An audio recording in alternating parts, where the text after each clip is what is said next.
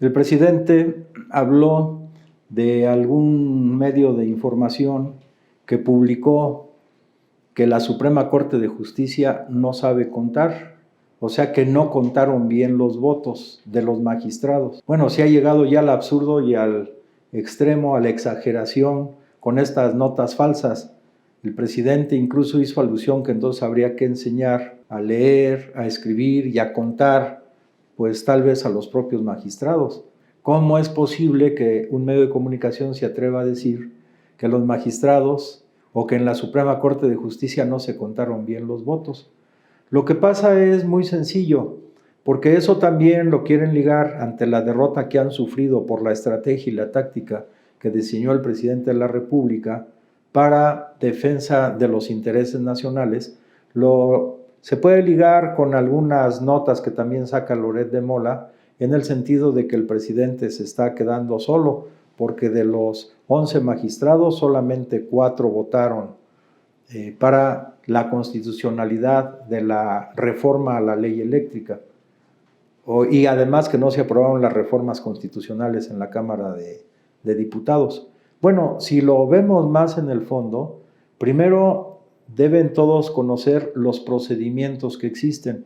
La ley eléctrica, que fue una iniciativa del presidente de la República que se envió al Congreso de la Unión, como nada más es una reforma a una ley, solo requiere la aprobación de la mitad más uno, es decir, si todos los diputados están presentes, 251 diputados.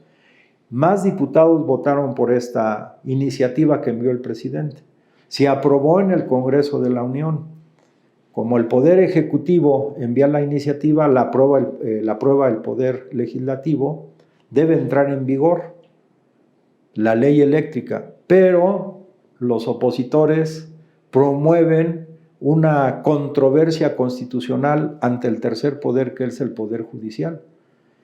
Para que proceda una controversia constitucional y pueda echarse abajo una ley como la ley eléctrica, se requiere que los magistrados, 2/3 partes más 1, voten para que se declare inconstitucional esa ley. ¿Por qué no se aprobó la inconstitucionalidad de la reforma? Porque para eso los magistrados que estuvieran en esa situación deberían haber juntado 8 votos. Es decir, si son 11 magistrados, 2/3 partes de 11 son 2 por 11, 22. Entre 3, pues da 7.1.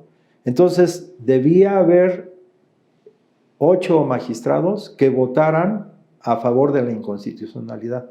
No los hubo, nada más fueron 7. Entonces, se declara constitucional esa ley. Ya pasó por los 3 poderes, por el Poder Ejecutivo que la propuso, el Poder Legislativo que la aprobó y la Suprema Corte de Justicia que ratifica la constitucionalidad de esa ley. Ahora quieren que entre en acción lo que han llamado en otros tiempos el cuarto poder, que es la prensa. Fundamentalmente la prensa que utiliza los medios convencionales de comunicación, que la inmensa mayoría de esos medios convencionales están en manos de la oposición. Bueno, pero ese cuarto poder que fueron creando ellos, pues realmente ya se esfumó, o sea, ya no tiene esa, influencia que tuvo en tiempos anteriores, porque ahora el pueblo de México ya elevó su nivel de conciencia, ya se informa más, no a través de esos medios chayoteros, sino fundamentalmente a través de las redes. Entonces, ya el pueblo abrió los ojos. Y cuando el pueblo abre los ojos, ese famoso llamado cuarto poder, pues va cediendo paulatinamente sus posiciones a un pueblo más informado, más concientizado, y que además ha estado atento a este proceso, como lo han mostrado todas las movilizaciones que se hicieron a lo largo de esta discusión de la reforma energética. Entonces, no hay tal que el presidente se va debilitando, no hay tal que se tienen que contar bien los votos. Ese es hasta un insulto para los integrantes, los magistrados de la Suprema Corte de Justicia de la Nación. Eso es de niños, es absurdo, es ya caer en lo ridículo. Por eso el presidente tiene mucha razón cuando cita la carta que envió un escritor ruso famoso a Gogol, en el sentido de que cuando él dice hasta se pierde la imaginación cuando ya no se obra, digamos, de manera libre, crítica, sino cuando ya se obra en función de ciertos intereses, y estos son los intereses económicos. Entonces, eso de que no contaron bien los votos, pues yo creo que deben pedir una disculpa a la Suprema Corte de Justicia de la Nación. Eso ya es una cuestión absurda. En otro tema, hablando sobre el litio, el presidente ha dicho que con el dictamen de la Suprema Corte de Justicia de la Nación, de que la ley eléctrica es constitucional, y con la iniciativa que acaba de enviar el día de ayer y que aprobó la mayoría de los diputados, 50% más uno, porque es una reforma a la ley minera, para que el litio sea exclusivamente explotado por el Estado, por una empresa que el propio Estado va a construir. Con estas dos modificaciones a dos leyes importantes, la ley eléctrica y la minera, en la práctica casi sustituyen la reforma constitucional, que fue la que no se alcanzaron las 2/3 partes de la votación en la Cámara de Diputados. Pero aunque eso no haya hecho, el presidente tenía esta otra opción, modificación a estas dos leyes, y con eso en la práctica se cumplen los objetivos esenciales que el presidente ha planteado. ¿Cuáles son? Primero, que el litio sea de exclusividad, ya sea su explotación, su comercialización, su extracción, su distribución, del Estado mexicano, no de empresas extranjeras. Eso solamente ha exhibido que los traidores a la patria, que son una lista larga de diputados de los partidos fundamentalmente de la Alianza Va por México, pues mostraron el cobre, o sea, son traidores a nuestra patria. Pero con la aprobación de ayer de la Cámara de Diputados, eso va para adelante. Y con la aprobación también de la constitucionalidad de la ley eléctrica por parte de la Suprema Corte de Justicia de la Nación, pues vamos adelante. Esa es la cuestión central. Entonces, nada que se está quedando solo, o sea, son miles y miles de manifestantes en distintos lugares y ahora millones de mexicanos que con una conciencia cada vez más clara estamos del lado correcto de la historia para dar continuidad al pensamiento de Morelos, de Juárez, de Cárdenas, y ahora la conducción que está haciendo el presidente López Obrador en esta nueva etapa de nuestra historia. El otro tema central relacionado con esto es que ahora buscan pretextos, dicen que México no tiene la tecnología para explotar el litio. El presidente respondió que si no hay la tecnología suficiente, esa se puede adquirir o se puede comprar. O también, como él lo dijo, cuando Cárdenas expropió el petróleo, las empresas petroleras dijeron que los técnicos mexicanos y el Estado mexicano no iba a ser capaz de echar a andar esta industria petrolera y que más tardarían en irse en que el gobierno mexicano los llamara por la imposibilidad técnica científica en México para manejar el petróleo. Pues se equivocaron rotundamente. Y lo mismo va a pasar hoy con el litio. ¿Por qué? Porque estas tecnologías nuevas pues se pueden desarrollar también en nuestro país.